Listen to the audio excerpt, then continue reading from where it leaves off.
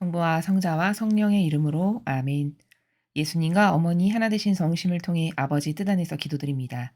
사랑하는 하느님 아버지, 저희가 듣겠습니다. 말씀하여 주시옵소서.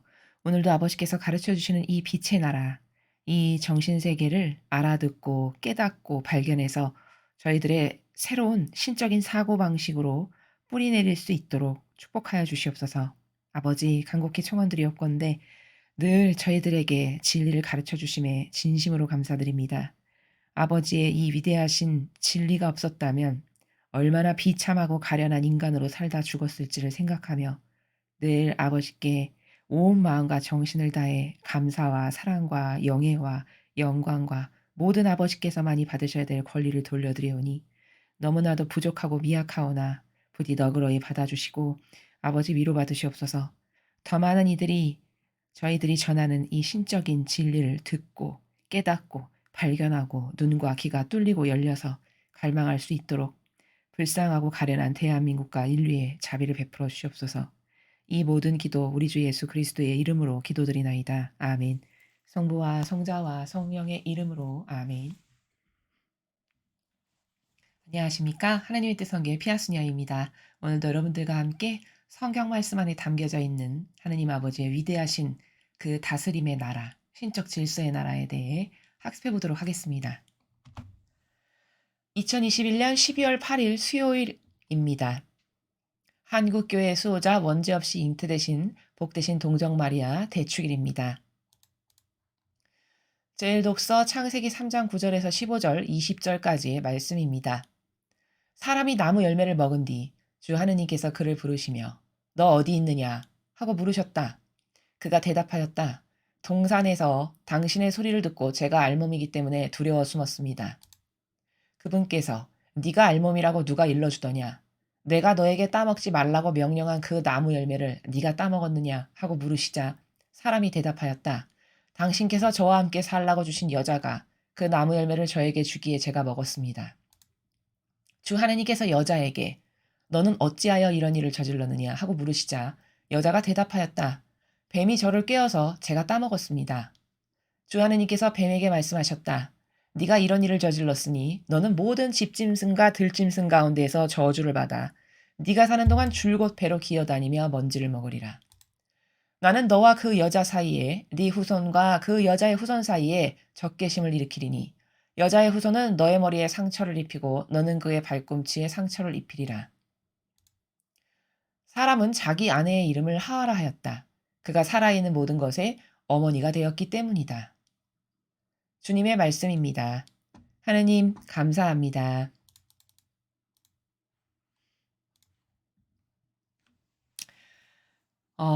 오늘 우리는 이 창세기를 통해서 인류의 죄악이 어떻게 시작되었는지를 학습하게 되었습니다. 먼저 선언적으로 여러분들에게 말씀드리겠습니다. 오늘 이 강의는 여러분 주변에 결혼을 앞두신 분들, 예비 부부 혹은 지금 결혼을 하셔서 가정 생활을 하시지만 어떤 신적인 질서 가운데 아름다운 사랑이라는 것은 무엇인가 이것을 알려주고 싶으신 주변에 부부들이 계시면 이 강의를 꼭 반드시 전해주시기 바랍니다. 그래서 그 사람의 신적 질서에서 벗어난 오해들, 그 사고방식 안에 오해와 오류가 있어서 행복하게 살지 못하는 것이거든요. 그래서 반드시 오늘 강의는 결혼을 앞두신 예비 부부나 이미 결혼을 하셨지만 신적인 질서가 무엇인지 우리 가정이 아버지 뜻 안에서 행복한 가정 생활을 하기를 원하시는 이런 주변의 많은 분들에게 이 강의를 전하셔서 그분들이 이 강의를 들으시고 지금보다 훨씬 풍요롭고 아름다운 그 가정 생활을 하실 수 있는 그런 은총이 더 많은 분들에게 있기를 원해서 여러분에게 먼저 선언적으로 말씀을 드리고 이 강의를 시작하도록 하겠습니다. 자, 오늘 이 강의의 전체를 아우르는 관통하는 주제는 도대체 인류의 죄악은 무엇에서부터 시작되었나?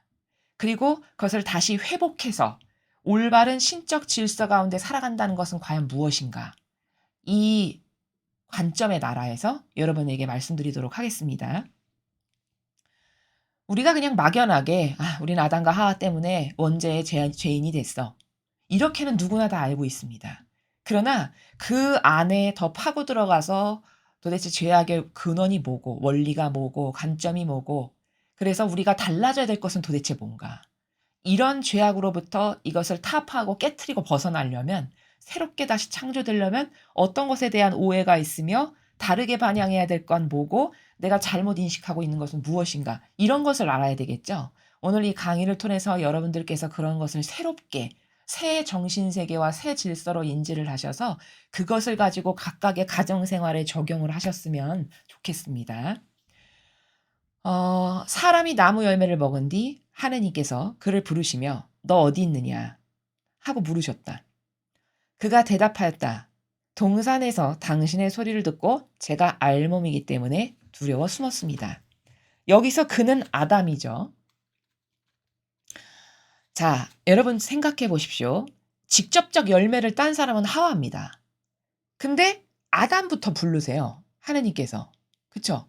사실 죄를 진 건 여자인 하와였어요. 근데 왜 하느님께서는 그럼 하와부터 부르시고 하와부터 혼을 내셔야 되는데 왜 아담부터 부르시고 찾으시면서 거기에다가 먼저 물어보실까? 자, 여기서 우리가 신적 질서를 알 수 있습니다. 남성이 절대성이기 때문에 그렇습니다.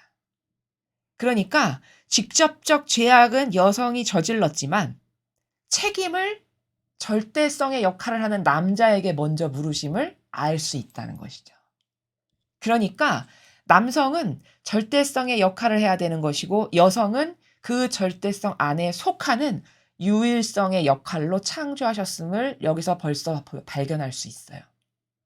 우리가 어떤 단체의 공동체도 보면은 가장 말단의 직원이 잘못했어도 대외적으로 책임을 질 때 올바로 된 회사, 공동체, 나라면 누가 잘못했다라고 공표적으로 말을 하죠. 그렇죠. 그 회사의 대표가, 책임자가 이 모든 것은 다 저의 잘못이고 저의 불찰로 생긴 일입니다. 이렇게 사과를 하죠. 그게 올바른 질서라는 겁니다. 왜? 그럼 그 사람 왜 사과를 할까? 직접 죄를 진 것도 아닌데 자신이 절대성으로서 이 수하에 있는 사람을 잘 돌보고 케어하고 올바른 것이 무엇인지를 가르쳐주고 이끌 의무가 유일성에게 있습니까? 절대성에게 있습니까? 절대성에게 있죠. 그러니까 저의 잘못입니다. 제가 잘못 가르쳐서 제가 잘못 이끌어서 제가 잘 돌보지를 못해서 이런 일이 생긴 겁니다. 이렇게 하는 것이 하느님이 만드신 창조 질서에 부합하는 거다라는 것을 지금 10절에서 단번에 알 수 있죠. 불렀어요. 절대성의 역할을 하는 아담을. 그랬더니 한다는 말이 동산에서 당신의 소리를 듣고 제가 알몸이기 때문에 두려워 숨었습니다. 이렇게 이야기를 했어요. 답변을. 자, 여기 알몸이라는 단어가 나왔습니다. 여러분, 아담과 하와가 요때만 알몸이었나요? 창조된 순간부터 지금까지 계속 쭉 알몸이었나요? 그렇죠. 창조된 순간부터 지금까지 쭉 알몸이었습니다. 근데 이제 알몸인 거를 알게 됐고 그걸 창피하게 여기기 시작했어요. 옛날에도 알몸이었지만 왜 지금에서야 알몸인 걸 발견하고 창피하게 생각했을까? 바로 뭐냐? 선악과를 따먹음으로써 어떤 악이 들어간 거냐면 자신을 스스로 돌보는 것이 생겼어요. 이때부터. 과거에도 알몸이었는데 그때는 왜 창피한 걸 몰랐냐? 자기가 자기 스스로를 돌보는 이기심과 자애심이 없었기 때문에 그걸 창피하다라고 여기지를 않았던 거죠. 그냥 순수 자체, 아버지가 만들어주신 자체로 그냥 살았던 거예요. 거기에 아무 이의가 들었지 않았던 거죠. 근데 그 선악과를 따먹음으로써 지금 무슨 악이 아담과 하와 안에 들어가서 발로가 된 거냐면 내가 나를 돌보는 즉 자애심, 이기심, 사욕, 욕망이 발로가 돼서 이제 나를 돌보니까 이거 창피해. 이건 이렇게 하면 안 되는 것 같고 나를 보호해야 되고 이런 게 발로가 돼서 알몸이기 때문에 두려워서 숨었습니다라는 말을 하게 된 겁니다. 그래서 과거엔 알몸이었어도 자신을 돌보는 것이 없었기 때문에 영향을 안 받았지만 이제는 죄악이 들어가면서 스스로를 돌보는 이기심과 자애심과 사욕과 욕망의 기원이 이때부터 시작된 거다. 그래서 우리는 이것을 원죄다, 죄악이다 이렇게 말하는 거라는 겁니다. 그분께서 아버지께서 그럼 네가 알몸이라고 누가 일러줬냐?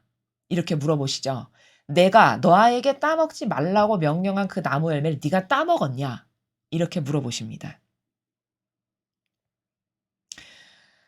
자, 지금 11절에서 제가 좀 전에 설명드렸던 것처럼 딴 건 아담이 아니고 하와였지만 먼저 추궁을 아담부터 하시죠. 왜냐? 절대성이니까 비록 하와가 땄어도 네가 따먹은 것과 마찬가지다. 이렇게 여기신다는 거예요. 이렇게 남성과 여성은 창조의 그 질서가 달라요. 책임과 역할을 다르게 설정하셨어요. 남성은 절대성이기 때문에 그 절대성이 수하에 맡겨진 사람, 가족 공동체도 마찬가지죠. 가장이면 가장 밑에 다 하느님께서 맡겨주시고 보내주신 영혼이죠. 내 부인이나 내 아이들까지도 그들을 보호하고 책임져야 될 그 의무가 마땅한 책임이 누구에게 있냐? 그건 가장에게 있는 겁니다. 오늘 그것을 여기서 신적 질서를 우리가 보는 거죠. 그래서 처음 물어본 건 아담이었습니다. 그러니까 그 아담이 뭐라고 대답했냐? 당신께서 저와 함께 살라고 주신 여자가 그 나무 열매를 저에게 주기에 제가 먹었습니다. 자, 여러분 12절 잘 보세요. 사람의 인격은, 사람의 수준은 바로 이런 별것 아닌 답변 하나에서 그 사람의 미천이 어디까지인가가 다 드러나요. 12절을 보면 아담이 얼마나 형편없는 인간이었냐. 기껏 한다는 말이 남자답지도 못하고 절대성의 위치와 품격에도 안 맞게 당신께서 저에게 준 저 여자. 그 여자가 저한테 줘서 제가 따먹었어요. 이게 뭘까요? 책임을 그 여자에게 겨우 돌리는 변명의 나라죠. 그렇죠? 겨우 한다는 말이 남자가 돼서 그 책임자가 돼서 절대성에 격떨어지게 한다는 말이 저 여자가 줘서 게다가 더 기가 막힌 건 당신께서 저와 함께 살라고 주신 이 앞에 이 어구가 더 기가 막혀요. 당신께서 저와 함께 살라고 주신 저 여자. 그 여자가 저한테 줘서 제가 먹었습니다. 여기는 절대성의 책임과 의무가 전혀 보이지 않죠. 그렇죠? 그러니까 신적 질서를 완전히 망각하고 벗어난 상태예요. 이런 변명의 나라로 일관했습니다. 그러니까 아버지께서 이제 여자에게 가서 그 두 번째의 책임을 드디어 여자에게 물어보기 시작하셨어요. 너는 어찌해서 이런 일을 저질렀느냐? 이렇게 물어보시죠. 그러니까 여자가 뱀이 저를 깨어서 제가 따먹었습니다. 자, 여자도 수준이 똑같아요. 기껏 한다는 말이 자기가 땄잖아요. 그러면 정직하다면 어떻게 대답해야 될까요? 아버지 잘못했습니다. 죽을 죄를 졌습니다. 용서해 주세요. 제가 어리석고 모자라서 제가 따서 제 남편에게도 줬어요. 모든 책임은 저에게 있습니다. 이렇게 말하면 얼마나 정직한 걸까요? 그렇죠? 정직한 사람이었으면 이렇게 답변을 했을 거예요. 근데 하와도 수준이 기껏 한다는 말이 또 뱀에게 탓을 하고 돌려요. 변명의 나라죠. 그렇죠? 어쨌든 뱀이 깨었건 안 깨었건 간에 뱀의 손으로 딴 거예요? 그 딴 거 자기 손으로 딴 거잖아요. 그렇죠? 그럼 자기가 한 거, 그 자기가 한 것에 대한 것만 말을 해야 되는 거거든요. 근데 전혀 그런 나라가 안 보여요. 역시나 또 남 탓을 해요. 뱀이 깨서 제가 따먹었습니다. 남자도 그렇고 여자도 그렇고 한결같이 변명의 나라밖에 없죠. 그러니까 이 남자나 여자 둘 중에 한 명만이라도 최소한 정직했으면은 오늘날의 우리와 같은 이렇게 이 인류가 이때로부터 반려된 이 원죄로 이렇게 비참한 생활을 하지는 아마 않지 않았을까. 이런 추론이 되는 거예요. 최소 아담이 남자답게 멋있게 정직하게 아버지 죄송합니다. 저한테 맡겨주신 여자를 제가 간수를 잘 못해서 제가 잘 돌보지를 못해가지고 저에게 속한 유일성으로 주셨는데 똑바로 가르치지도 못하고 돌보지도 못해가지고 그런 일이 벌어졌는데 그건 다 제 탓입니다. 이렇게 답변했으면 아버지께서 혹시 용서해 주셨을 수 있을지도 모르겠다는 거죠. 여성도 마찬가지예요. 올바른 유일성이고 정직한 유일성이었으면 아버지 죽을 죄를 졌습니다. 제가 너무 멍청하고 너무 부족하고 너무 이 죄악에 잘 휩쓸리는 이런 수준이어가지고 제가 그 선악과를 땄는데 그래서 그게 뭔지도 모르고 제 남편한테까지도 줬는데 다 제 잘못이에요. 용서해 주세요. 잘못했습니다. 이렇게 했으면은 혹시 오늘날에 이렇게 비참한 인류가 되지 않았을 수도 있을지 모르겠다. 이런 추론이 가능하다는 것이죠. 근데 아무튼 벌어졌어요. 일은 다 변명으로 일관했습니다. 그러니까 이제 아버지께서 뱀에게 네가 이런 일을 저질렀으니 너는 모든 집짐승과 들짐승 가운데서 저주를 받아서 네가 사는 동안 줄곧 배로 기어다니며 먼지를 먹으리라. 그래서 실제로 지금 뱀이 이 아버지께서 내리신 그 형벌, 그 형벌에 따라서 일평생 배로 기어다니면서 먼지를 먹는 이런 그 창조물이 된 거죠. 나는 너와 그 여자 사이에 네 후손과 그 여자의 후손 사이에 적개심을 일으키리니 여자의 후손은 너의 머리에 상처를 입히고 너는 그의 발꿈치에 상처를 입히리라. 지금 매일미사책에 나온 구절은 이 까만색 글씨로 표현되어 있는 요렇게 되어 있습니다. 근데 이것이요, 굉장히 과거의 그 성경의 원문을 변질시킨 거예요. 그래서 저희가 찾아봤습니다. 해설판 공동번역 성서라는 그 성서를 참고한 것이고요. 국제가톨릭 성서공회라는 곳에서 출판한 연도는 95년 12월 10일 날 발행된 그 해설판 공동번역 성서라는 곳을 참고해서 창세기 3장 15절을 찾아보니 거기에는 이렇게 쓰여 있더라고요. 똑같은 구절인데 잘 보십시오. 나는 너를 여자와 원수가 되게 하리라. 네 후손을 여자의 후손과 원수가 되게 하리라. 너는 그 발꿈치를 물려고 하다가 도리어 여자의 후손에게 머리를 밟히리라. 여긴 이렇게 돼 있죠. 근데 이렇게 바뀐 것은 어떻게 되어 있냐면 여자의 후손은 너의 머리에 상처를 입히고 너는 그의 발꿈치에 상처를 입히리라. 완전히 다르죠, 맥락이. 완전히 달라요. 이렇게 교묘하게 조금씩 성경을 변질시키거든요. 그래서 최소한 어떻게 하면 안 변질된 성경을 우리가 그 원문 그대로 아버지께서 말씀하신 것 그대로를 볼 수 있을까를 해서 자꾸 옛것을 찾는 것입니다. 그래서 아무튼 이 찾아본 해설판 공동번역 95년에 발행된 성서를 보면은 뱀에게 하시는 말씀이죠, 지금 이게. 근데 여자와 원수가 되게 하신대요, 뱀과. 즉, 사탄과 마귀와 원수가 되게 하신다는 거죠. 그러면서 그 사탄의 후손, 그 뱀의 후손, 사탄, 마귀가 여자의 후손과 원수가 되게 한대요. 그러면 여기서 여자의 후손이라는 것은 누구를 말씀하시는 것이냐? 예수 그리스도를 말씀하시는 거예요. 성모님을 통해서 세상에 태어나신 그 예수 그리스도와 원수가 되게 한다. 근데 그 예수님과 하나 된, 여기 후손이라고 하셨으니까 여자의 후손, 그 예수님을 통해서 그 예수님과 하나 된 그 전체 선의 세력 있죠. 그 선의 세력과 계속 원수 관계로 지내게 된다는 거예요. 맞죠? 지금 우리가 그 마귀 세력과 이렇게 싸우고 있죠. 치열한 영적 전쟁을 하고 있죠. 그러면서 말씀하시기를 너는 그 발꿈치를 물려고 하다가 도리어 여자의 후손에게 머리를 밟힐 것이다. 성모님을 통해서 세상에 오신 예수님, 그 예수님이 마귀를 완전히 패배시키시죠. 산 희생제물로 자신을 내어 바치시는 것을 완수하심으로써.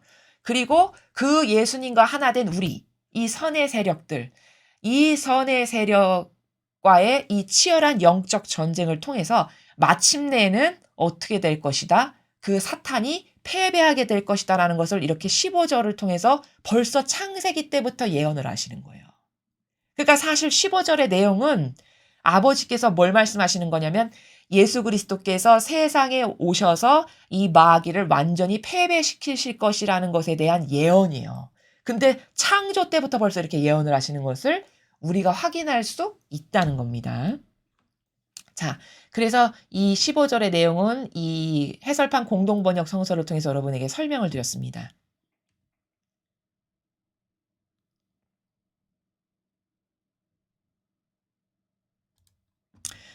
사람은 자기 아내의 이름을 하와라 하였다. 그가 살아있는 모든 것의 어머니가 되었기 때문이다. 자, 그래서 아담이 그 자기 아내의 이름을 하와, 근데 하와라는 그 이름이 담겨 있는 뜻이 살아있는 모든 것의 어머니라는 뜻으로 하와라고 이름을 지었다라는 거예요. 근데 하와가 자기 역할을 똑바로 못했죠? 그렇죠. 왜? 원죄나 짓고 변명이나 하고 그 여인에게서 난 후손을 통해서 마귀를 패배시키는 이런 계획을 아버지가 그래서 가지셔서 그 하와에 올바르게 반영하지 못해서 인류의 어머니 역할을 똑바로 하지 못하심으로써 새롭게 세우신 분이 바로 성모님이세요. 그래서 그 성모님이 인류의 어머니의 역할을 하와를 대신해서 하시게 된 겁니다. 자, 그래서 여기까지의 내용인데 그 인류의 죄의 시작은 다시 정리하면 이 아담과 하와가 선악과를 땀으로써 그때 악이 들어갔는데 그 악은 어떤 악이냐면 자기를 스스로 돌보는 뱀은 이렇게 꼬셨죠. 야, 네가 저걸 먹으면 모든 것을 다 알게 되고 눈이 뜨여서 보게 되고 그래서 하느님처럼 똑똑해질까 봐 하느님이 못 먹게 하신 거야. 요렇게 꼬드겼잖아요. 근데 사실은 그 뱀의 말처럼 모든 것을 다 능통하게 알게 되는 그런 열매가 아니었고 사실은 그 열매를 먹으면 어떻게 되는 거죠? 내가 좋아지는 게 뭔지에 대한 눈을 뜨게 하는 내가 좋아지고 내가 원하는 것을 하게 되는 것에 눈뜨게 하는 그런 열매였던 거죠. 근데 사탄이 그토록 교묘하게 네가 저거 먹으면 똑똑해지고 하느님처럼 모든 것 다 보게 되고 알게 되는 그런 열매야. 요렇게 속인 겁니다. 그 속임수에 하와가 넘어간 거죠. 그래서 죄악의 시작이 이렇게 그 열매를 따서 눈이 밝아졌다는 건 어떤 것에 눈이 밝아진 거냐? 뱀이 말한 것처럼 뭐 선과 악을 다 분별하고 모든 것을 보게 되는 이성이 들어가는 눈이 밝아진 것이 아니고 자기에게 좋아지는 게 뭔지, 내 육적 자아가 좋아지는 것이 뭔지에 대한 눈이 떠지는 열매를 먹음으로써 비참한 오늘날의 인류가 된 것이다. 라는 점입니다. 그래서 인간은 이렇게 이때부터 무질서해지기 시작했어요. 자기밖에 모르는 내가 좋아지는 게 뭔지에 대해서 눈이 열림으로써 내가 좋아지는 거에 혈안이 돼서 그것이 뭐든지 다 타협하고 협력하고 동조하고 침묵하고 보신주의자로 살고 이러면서 내가 좋아지는 것은 다 취하는 이런 무질서의 극치가 이때부터 시작이 된 거거든요. 이러한 인간의 무질서는 이제 신적 질서로 회개하고 다 되돌려줘야 된다는 겁니다. 신적 자아로 되돌려져서 아버지께서 맨 처음에 창조하실 때 이렇게 질서가 있었죠. 여러분 앞에서 보시면 남자는 절대성으로 세우셨고 여성은 그 남성에게 속하고 하나됨으로써 유일성으로서 창조하신 이게 아버지가 세우신 신적 질서예요. 근데 이 뱀의 꼬임에 넘어감으로써 이게 다 파괴가 되고 무질서하게 다 자기가 좋아지는 것만을 누구나 다 원하게 되는 이럼으로써 죄악의 세상이 된 건데 이제 그것을 다 아버지께서 처음에 창조하셨던 이 질서로 회귀되고 되돌려져야 되는 게 인류의 남은 과제고 회개해야 될 내용이 그거다라는 것이고 자유의지를 이렇게 아버지께서 주셨는데 하와가 잘못 썼죠. 자신에게 주어진 자유의지를 잘못 사용한 그 기원이 바로 이 하와예요. 그래서 이때부터 자기를 돌보는 인간적인 자애심, 이기심, 사욕, 욕망이라고 하는 사탄이 맺어놓은 열매가 이때부터 주렁주렁 생기게 되는 겁니다. 그래서 오늘날의 인류에 이르기까지 이렇게 죄악으로 치닫는 세상에 이르기까지 이게 점점 더 심화된 거죠. 이 마귀의 차원이. 그래서 인간에게 재앙은 인류에게 재앙은 어디서부터 시작된 거냐? 바로 오늘 우리가 배우고 학습한 바에 의하면 자기를 위한 것을 갖게 됨으로써 이때부터 재앙이 인류에게 시작됐다라는 것을 오늘 이 일독서 창세기를 통해서 우리가 발견할 수 있다라는 점입니다. 자, 그러면 이제 지금까지 배운 걸 도표로 정리해서 여러분에게 보여드리겠습니다. 자, 이 표의 제목은 남성과 여성의 창조의 신적 질서예요.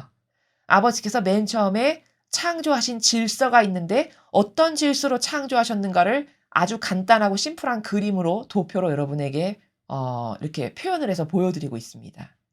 자, 이 사람을 남성이라고 했을 때 여성은 태초에 아버지께서 만드셨을 때 창조의 기원, 본 위치가 어디냐? 남자의 갈비뼈를 하나 뽑아서 그래서 만드셨죠. 그렇죠? 남자를 먼저 창조하시고 남자의 갈비뼈를 하나 뽑아서 여성을 만드셨어요. 그러니까 본적지. 여성의 본래 위치가 뭐냐면 갈빗대가 뽑아져 나온 이 남성의 한 중심이에요. 여기가 창조 질서의 여성의 기원의 위치입니다. 자, 그러면 이 모습을 도표화해서 그리면 오른쪽과 같은데, 자, 바깥에 있는 큰 원을 겉이라고 하고, 요 작은 파란색 원을 이 겉 안에 쌓여 있는 안. 이게 겉이고 이게 안이에요. 자, 이 겉은 절대성의 영역이에요. 즉, 남성이 이 절대성의 역할을 하라고 아버지께서 처음에 창조를 하셨어요. 그리고 이 절대성의 완벽한 모범을 보여주셨는데 그분이 바로 예수님이세요. 절대성의 역할은 어떻게 해야 되는 거를 성경에 많이 나오는 예수님의 모든 모범이 그 절대성의 역할을 우리들에게 보여주신 거예요. 자, 그리고 여성은 본적지가 갈빗대를 뽑아서 만드셨기 때문에 마음의 한 남자의 중심, 여기가 여성의 본래 위치예요. 기원입니다. 그렇기 때문에 이 남성의 한 중심에 속하게끔 창조를 하신 거예요. 그래서 도표화시키면 이 남성은 겉의 역할을 하는 절대성이고 이 남성에게 완전히 속하는 이 속에서 이렇게 하나됨으로써 속하는 유일성으로서 창조한 것이 여성의 원래 위치예요. 이 유일성으로 살아가는 가장 아름다운 모범을 보여주신 분이 성모님이세요. 그래서 성모님은 완덕이라는 칭호를 받으셨어요. 그 완덕이 유일성으로 얼마나 아름답게 반영하셨는가를 보여주시는 성모님의 모범이에요. 그 완덕이라는 건 뭐냐면 하느님 아버지의 뜻에서 단 한 번도 벗어난 적이 없는 그 완벽하신 분과 완전히 하나 된 덕을 수행하셨다. 그게 바로 완덕의 나라예요. 그러니까 아버지 뜻에 이렇게 완벽하게 속한 거예요. 단 한 번도 밖으로 뛰쳐나간 적이 없는. 그러니까 다시 말하면 남성과 여성은 창조 질서가 이렇게 남성은 절대성의 역할을 하는 겉에를 감싸는 역할로 창조되었고 여성은 그러한 남성의 여기 한 중심에 완전히 속하는 유일성으로 창조하셨다. 이것이 본래의 창조 질서다라는 것이고요. 그럼 남자는 절대성이니까 무조건 자기 멋대로 하고 막 무소불위의 권력을 휘두르고 좋은 거고 이건 왠지 손해보는 것 같은데 이거는 마귀가 불어넣는 사고방식이에요. 자, 이 질서는요. 이 절대성은 자기 멋대로 자기가 무소불위의 권력을 휘두르면서 야 내가 시키는 대로 해. 이게 아니라 이 남성인 절대성마저도 누구에게 속해야 되는 거냐? 하느님께 속한 절대성이어야 돼요. 즉 다시 말하면 이 절대성과 이 유일성, 이 남성과 여성은 따라야 되는 질서가 둘 다 똑같아요. 신적 질서, 하느님의 뜻. 그 신적인 질서인 하느님의 뜻을 중심으로 남성은 단순히 절대성의 역할을 하면서 여성을 감쌌죠. 여기 이렇게 보호하고 그쵸? 지켜주고 그리고 리더십을 가지고 이끌어 나가고 자기 뜻 아니고 아버지 뜻으로 이렇게 하는 역할이 절대성의 역할이에요. 그러니까 사실은 여성을 보호해야 되고 책임져야 되고 아버지의 신적 질서로 이끌어 나가야 되고 이게 다 절대성의 책임이에요. 자, 그렇다면 유일성은 어떻게 반영하는 것이 신적 질서인가? 그 남성이 아버지의 뜻 가운데에서 무엇을 결정할 때 그 절대성에게 속해서 순종으로 따라가는 이게 유일성이 해야 되는 아름답고 올바른 반향이라는 겁니다. 그래서 여기에서 잘못해서 이 가부장적인 부작용이 끼면 여성을 깔보고 무시하고 짓밟고 발뒤꿈치로 갖다 놓는 이런 남성의 오해가 있을 수 있는데 이 신적인 질서는 절대 그런 인간의 질서를 중심으로 지켜져 나가는 것이 아니고 이건 무조건 이 둘 다 하느님의 뜻, 성경에 나오는 예수님의 그 정신과 가르침과 모범이라고 하는 그 신적인 질서 있죠. 그 질서, 더 쉽게 말하면 십계명. 그것을 모두가 중심으로 각자의 역할만이 다를 뿐이다. 라는 겁니다. 자, 그래서 이러한 가운데 이게 아름다운 가정 공동체의 생활이 되고 점점 더 고결하고 아름다운 정신세계로 발전되는 그런 가정이 되려면 이러한 관계성으로 일치, 즉 하나 돼야 돼요. 여성은 아버지의 뜻을 중심으로 그 절대성의 역할을 하는 남성에게 이렇게 완전히 속하고, 남성은 그런 여성을 잘 보호하고 돌봐주고 케어하고, 그리고 자기가 주도적으로 이끌어 나갈 수 있는 이러한 각각의 역할로서 완전히 하나 되었을 때, 이럴 때 신적인 질서 가운데 행복하고 아름다운 결혼 생활을 완성할 수 있다라는 겁니다. 그래서 오늘날에 이렇게 그 가정이 불행하고 가정 생활에 많은 문제가 있으신 이유는 이러한 신적 질서 가운데 살아가는 것이 하느님께서 창조하신 법인데, 그 질서인데, 이게 그리고 아름다운 정신인데 이것을 모르다 보니 여기서 막 무질서가 일어나는 거죠. 그렇죠? 막 여성이 막 절대성의 역할을 해서 짓밟고, 거꾸로 남성이 오히려 속해서 편안하게 이 여성에게 안온하게 속해서 가려고 하고, 이런 막 거꾸로 뒤바뀐 무질서한 이런 것을 살질 않나. 혹은 이 절대성에 대한 이해가 부족해서 이건 무소불위의 권력을 내 멋대로 휘두르는 거야. 가부장적인. 그런 걸로 짓밟고 무시하고 깔보는, 혹은 이런 걸로 가거나. 이런 건 다 인간적인 질서에 의해서 잘못 이해하고 있는 오해다라는 거예요.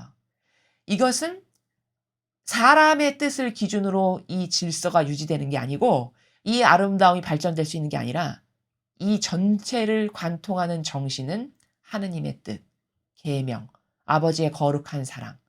그것으로 이 두 사람이 서로가 서로를 위해서 희생할 때, 여러분 계명 정신은 뭐죠? 하느님을 위한 사랑과 이웃을 위한 사랑이죠. 거기 나를 돌봐라 이건 없어요. 너를 돌봐라 이건 없습니다. 그렇죠? 그러면 여성은 어떻게 해야 될까? 첫 번째는 하느님을 나의 전부로 사랑하고, 두 번째는 나에게 보내주신 가족부터, 그중에서도 남편에게 어떻게 해야 될까요? 순종적인 마음으로 그 아버지 뜻 가운데 완전히 이렇게 속하는 요 다소곳한 아름다운 마음, 요게 여성이 살아가야 될 나라예요. 남성은 어떻게 해야 될까요? 첫 번째는 아버지의 뜻, 그 신적 질서에 자신도 완전히 속한 가운데 나에게 보내주시고 맡겨주신 이웃. 첫 번째 이웃이 부인이고 아내고 아이들이죠. 그렇죠? 그럼 그 아내를 대할 때 나의 전부로서 사랑하는, 나의 전부로 사랑하여 보살피고 돌보는, 그리고 존중을 하는, 이런 나라에서 이 절대성의 역할을 하는 남성은 이 여성을 그렇게 사랑한다면 이 두 사람 가운데는 평화와 사랑이 강물처럼 흘러넘칠 수밖에 없겠죠. 이렇게 해서 한 해, 두 해, 3년, 5년, 10년, 20년 살면 살수록 점점 더 행복해지는 겁니다. 왜? 여기서 그런 정신으로 수많은 시너지와 에너지가 창조될 거니까. 수많은 아름다운 열매가 거듭거듭 계속 탄생할 테니까 살면 살수록 더 행복하고 더 아름다워지는 거죠. 이해가 되시죠?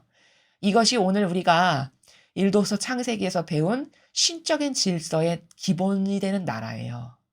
그러니까 가정 생활을 하시는 많은 부부분들, 특히 젊은 부부분들께서는 이 정신으로 오늘부터 구현을 해 보시고, 자녀들에게도 앞으로 이런 정신을 어 전승해야 됩니다. 가르쳐 주셔야 돼요. 여러분 배우지 않고는 알 수 없습니다. 이런 정신을 은연중에 몸소 모범으로써 살면서 자녀들에게도 보여주시는 거예요. 엄마와 아빠는, 남성과 여성은, 부부는 하나 되는 게, 하느님 뜻 가운데서 하나 되는 게 무엇인가, 그게 얼마나 아름답고 행복하고 기쁜 삶인가를 보여주셔서 그것이 자식에게도 전승이 되게끔. 그럼 그 자식이 그런 올바른 정신을 보았으면 자신도 그렇게 사는 건 너무 쉬워요. 그리고 또 그 자기 자식에게도 이런 정신을 가르치겠죠. 이렇게 해서 그 가문이 오히려 시간이 지날수록 더 번성하고 더 아름다워지고 더 탁월하고 훌륭한 가문이 되게끔 하는 것. 이것이 하느님이 바라시던 남성과 여성의 하나 되는 관계였어요.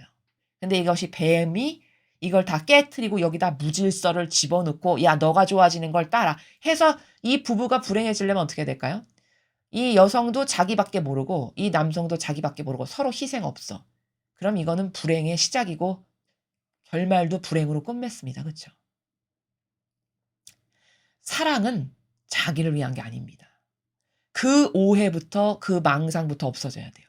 사랑은 순전히 이 신적인 질서가 아름답게 더 발전하려면 순전히 서로가 서로를 위한 사랑만으로 지속적이어야 돼요.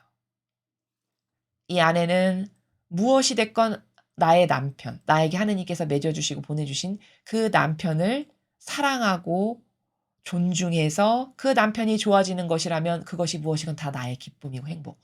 성모님이 그렇게 사셨죠. 그렇죠?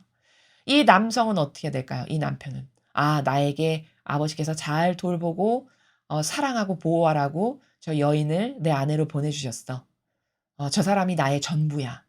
그런 마음으로 이 아내를 위한 것만을 기쁨이고 행복으로 여겨서 사랑한다. 그러면 이 두 부부 간에는 거기는 마귀가 끼어들 수가 없고 오히려 시간이 지날수록 더 애틋하고 더 사랑스럽고 더 만족스럽고 더 많은 열매가 원숭이가 넘쳐나면서 더 많은 열매가 창조되겠죠. 그렇죠?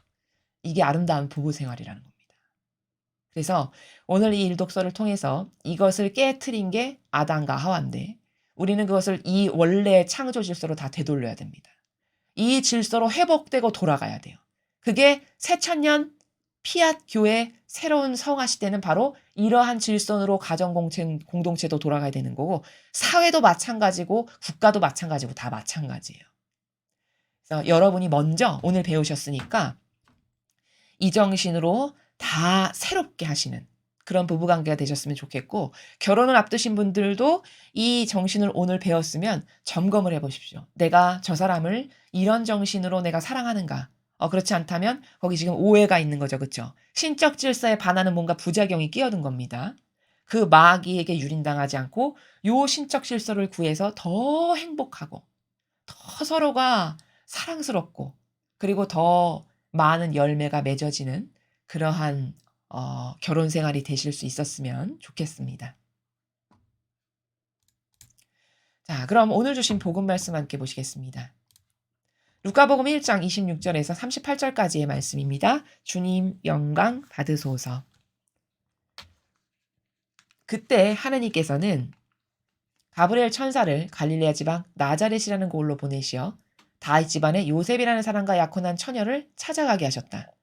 그 처녀의 이름은 마리아였다.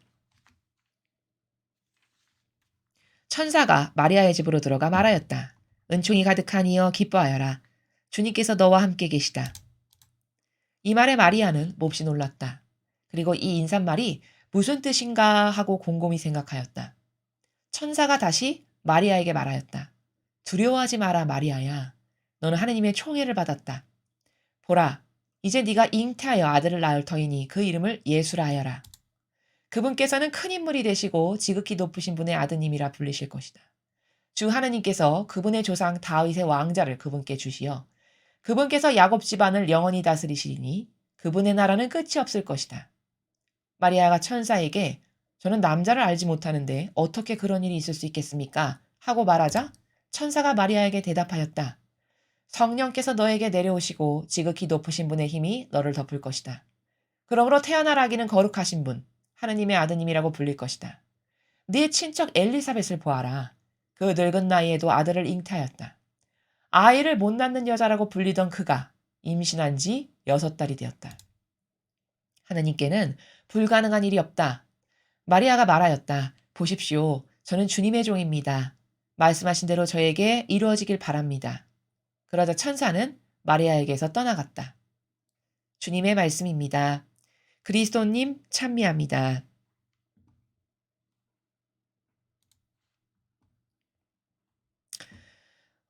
오늘 여러분께서 보신 이 복음은 우리가 수태고지 성모님께서 이제 천사의 방문을 통해서 앞으로 예수 그리스도를 이 세상에 탄생하시게 될 분이시라는 것에 대한 그 예언을 들으시는 그 장면을 여러분이 함께 보셨습니다.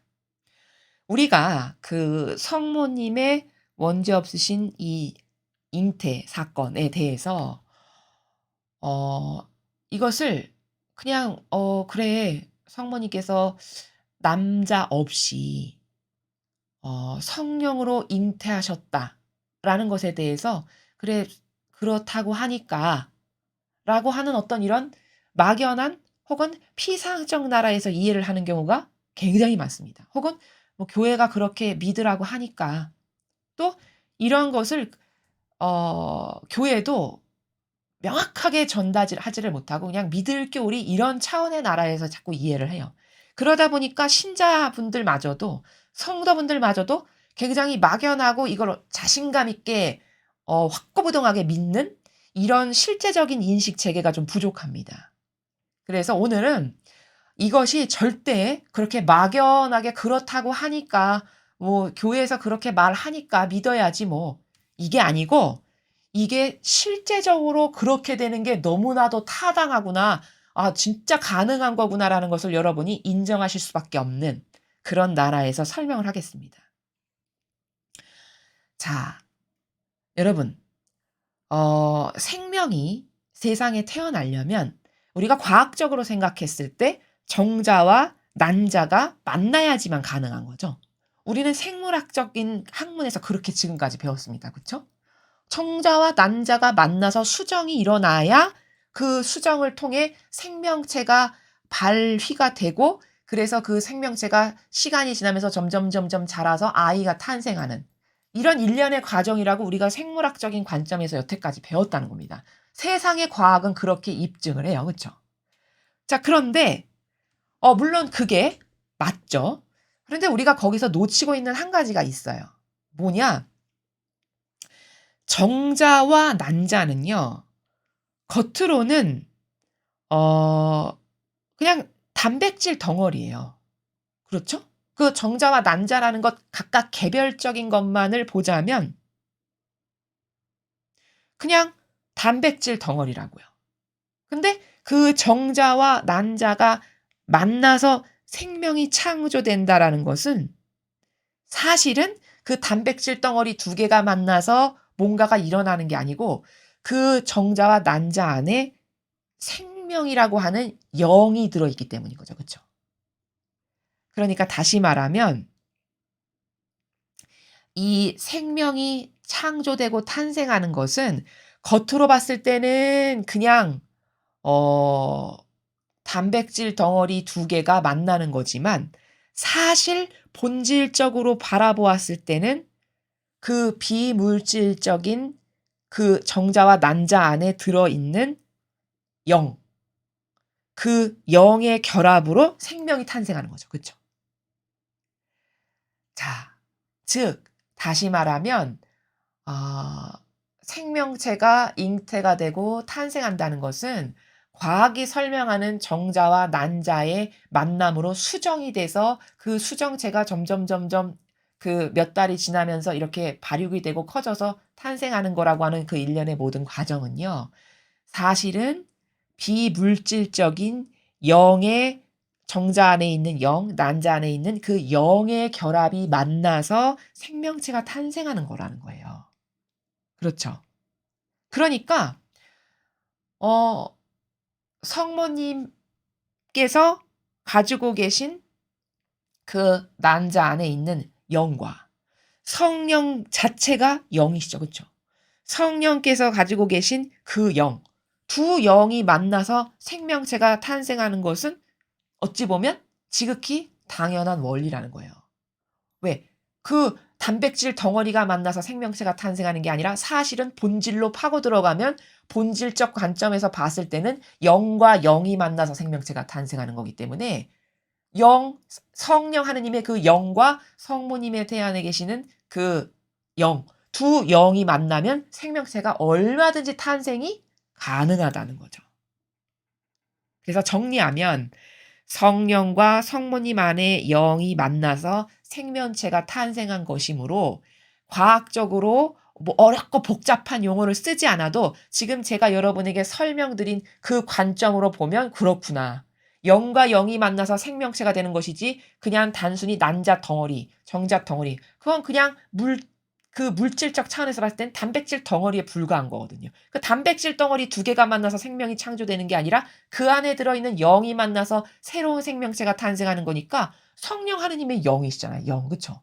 그 영과 성모님 안에 계시는 영이 만나서 탄생하는 건 어찌 보면 지극히 당연한 거고 하나도 이상할 일이 아니라는 거예요.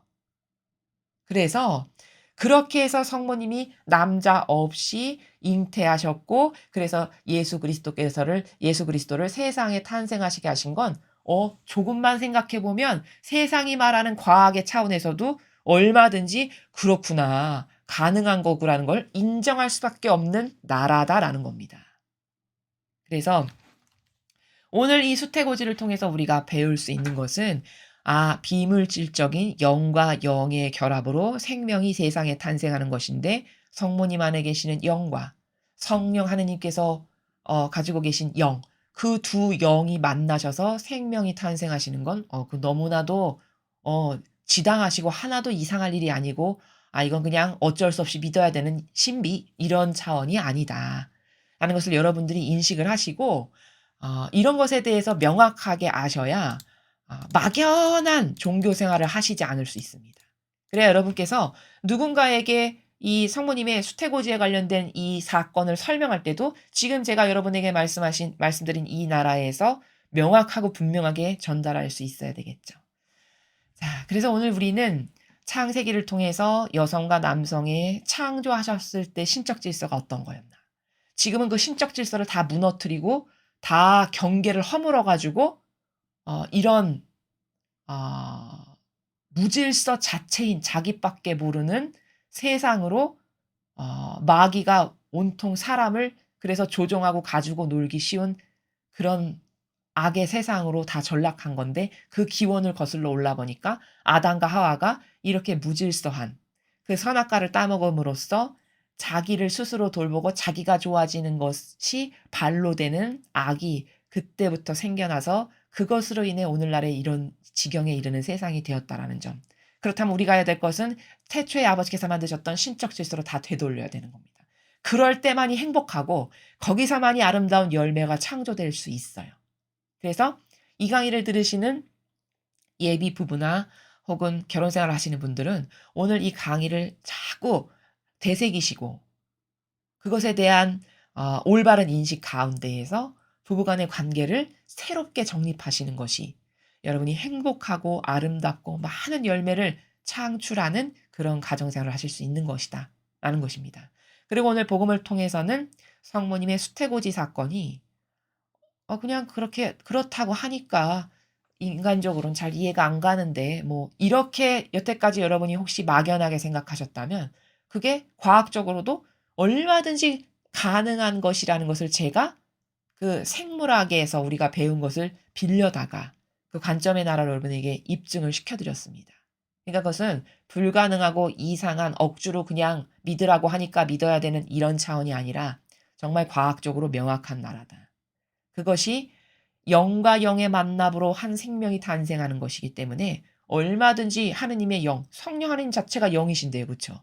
그리고 성모님 안에 있는 그 영, 그 영의 만남으로 예수 그리스도께서 탄생하시는 이것은 지극히 당연한 하느님의 은총 가운데 일어날 수 있는 그런 사건이다라는 것에 대해서 여러분이 확신적인 그런 새로운 관점을 가지셨으면 좋겠습니다. 이상으로 2021년 12월 8일 수요일 한국교회 수호자 원지 없이 잉태되신 복되신 동정마리아 대축일 복음 해설을 마치겠습니다. 감사합니다.